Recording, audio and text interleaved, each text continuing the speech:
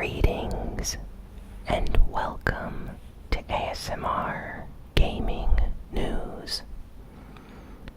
Please hit that like button, sit back, relax, and let's begin. So, out of the blue this week, Nintendo just announced a new Nintendo 2DS XL. It's going to be releasing this July on the 28th. And the retail price will be $149 US. There are currently two color options for the system, a black and blue and a white and orange. Apparently, this new 2DS XL is an upgraded version of the previous 2DS model. It will feature NFC chip support for Amiibo, and the design is slightly different compared to other 3DS models. Apparently, the microphone, camera, and LED notification light have been switched around and are now on the internal hinge for the system.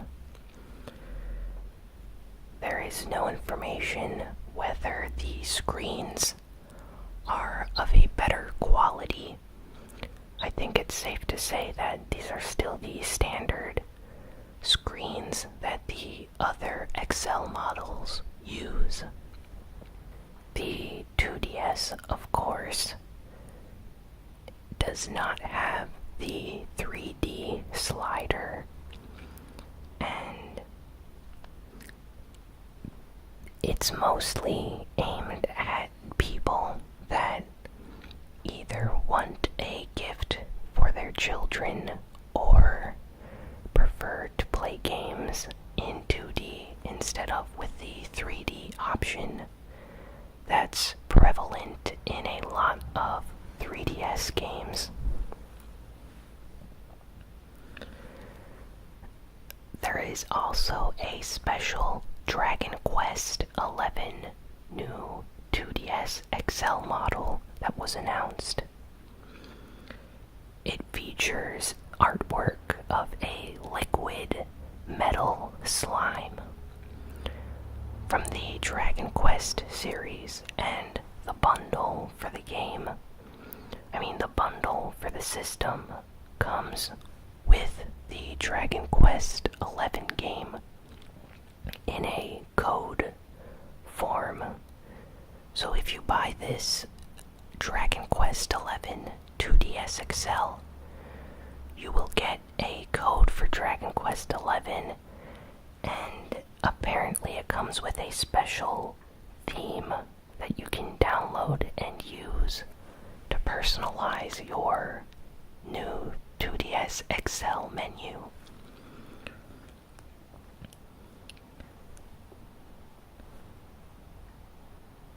Nintendo this week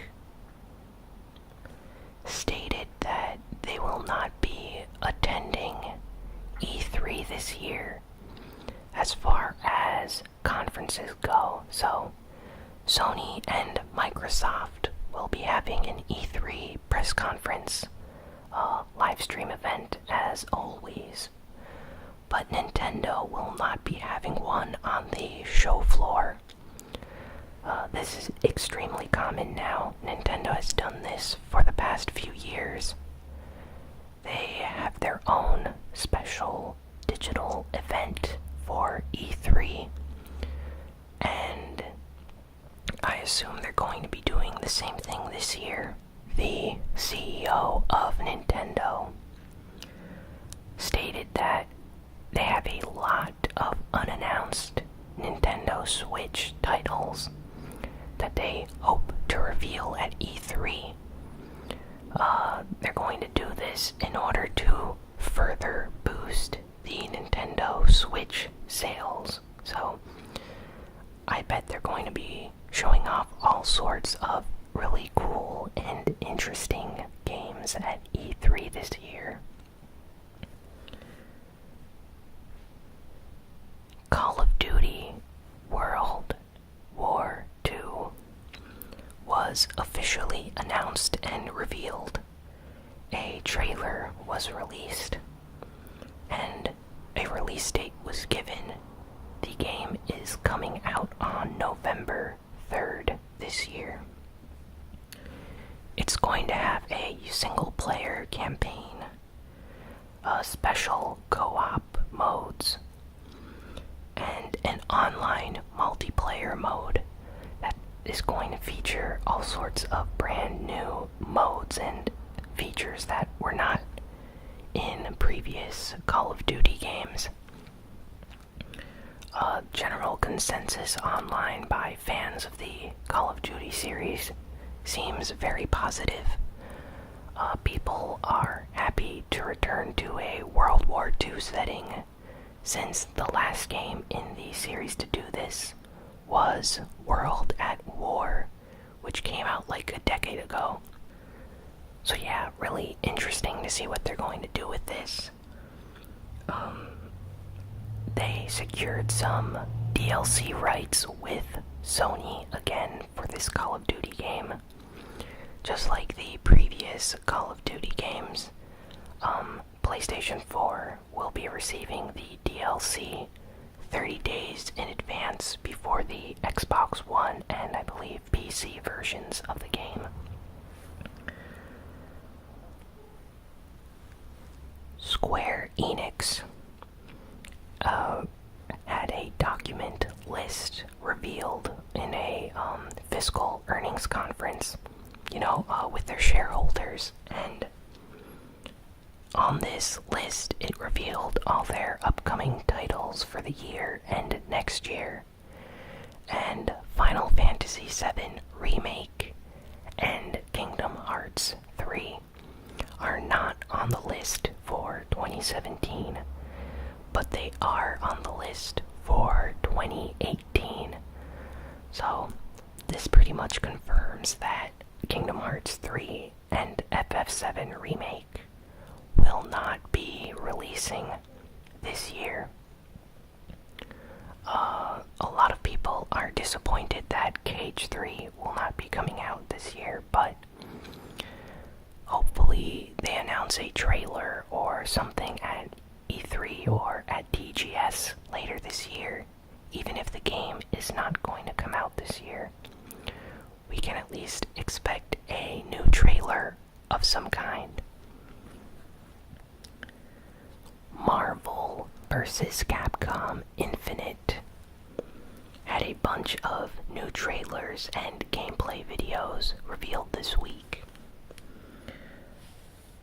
Some of them showed off character combos, characters that will be appearing in this game, both from the Capcom and Marvel universe. Capcom announced the release date of Marvel vs. Capcom Infinite to be September 19th. Lots of people are extremely happy about this. They were expecting the game to come out much later, so a September release for this year is very nice. There are multiple editions up for pre-order.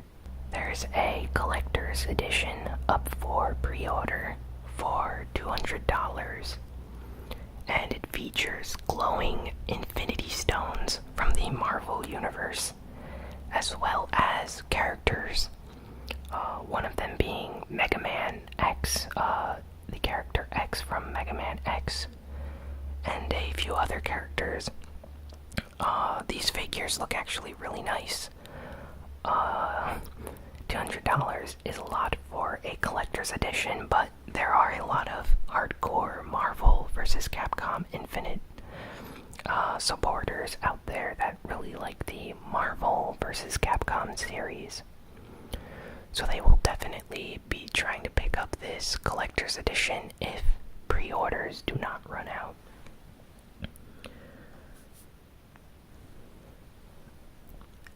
A game that was announced this week actually surprised a lot of people. This is a really unique and strange game. Night Trap is a game that is celebrating its 25th anniversary. It was released on the Sega CD 25 years ago, and this game has quite a history. It's one of the most controversial games of the 90s, along with Mortal Kombat. It drew a lot of controversy for being a game that eventually led to the creation of the ESRB rating system. Both Mortal Kombat and Night Trap were pulled from stores like Toys R Us after a Senate hearing where Sega and Nintendo had to attend to defend their games, and Night Trap was viewed as a very violent game because it featured full motion video cutscenes, and it was a very cheesy B-movie style spoof game. Nothing about it was serious.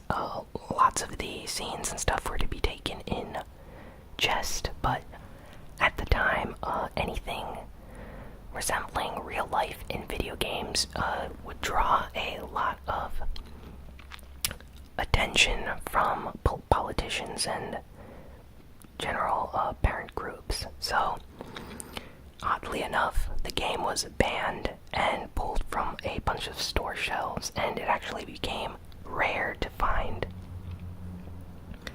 And now they are re-releasing this game in HD, or in the highest quality possible, for the PlayStation 4 and Xbox One. The game will be available digitally and physically. It's coming out this year in 2017, and it's going to be rated T for teen. So, funny how that turns out, that a game that was deemed too controversial in the 90s is now getting released with a teen rating. So, it's a unique piece of gaming history, and it'll be interesting to see people's reactions once they play this game when it comes out. New footage of the upcoming game Sonic Forces came out. Sega showed off classic style Sonic gameplay in a 2.5D Green Hill Zone stage. The graphics look very nice. Classic Sonic looks like looks like how he did in Sonic Generations. I think Sega is probably going to release a new trailer, full-length trailer at E3 possibly, to show off more of the game. But it's looking very good, and I cannot wait to pick this game up once it releases. Bayonetta 3 rumors have been circulating a lot this past week. Apparently, Platinum Games and Sega have been teasing, or at least people have been interpreting certain posts and videos they've been uploading as teases for Bayonetta 3. It seems like there's a possibility that at E3 this year, Bayonetta 3 might be announced. People hope that it won't be a Nintendo Switch exclusive, and that it will be a multi-platform title, but we'll just have to wait and see. I really hope that they're making a new Bayonetta game. And speaking of Bayonetta, the PC version of Bayonetta that's on Steam received a new update this week, which added a 22 kilobyte, I believe, image to the extras folder for Bayonetta 2. And the image is of Vanquish, which is another Platinum Games title. Vanquish is a really nice, like third-person shooter, bullet hell style game. Similar to Metal Gear Rising: Revengeance and Bayonetta, it's a game that deals heavily with like combos, but this time with weapons like guns, and really unique game. It's actually been requested by fans to come on PC for many years now. So after this tease, it's pretty much confirmed, I believe, that Vanquish will be receiving a PC port on Steam in the near future, so definitely check out Vanquish once that gets officially announced. And now for some geek news. A few trailers came out this week. Nothing too unique, but M. Night Shyamalan, I hope I'm pronouncing his name correctly, the director behind movies like The Sixth Sense and Unbreakable and Signs, has announced a new project, and it's going to be a sequel to his 2000 movie Unbreakable. 17 years later, we are finally getting a sequel to this movie. Apparently, he's tying the Split universe, Split being his most recent movie, and Unbreakable being a movie from 17 years ago, featuring Bruce Willis and Samuel L. Jackson. He wants to combine the characters from both of these movies for the sequel to Unbreakable. So, in a sense, this is going to be a trilogy, which he says he always intended for the Unbreakable movie to have at least 2 more movies in the universe that it was created in. So, as a fan of Unbreakable, I am very happy about this. I hope that he manages to get Samuel L. Jackson to appear as Mr. Glass again, and Bruce Willis to resume his role as the hero character from Unbreakable in this new movie.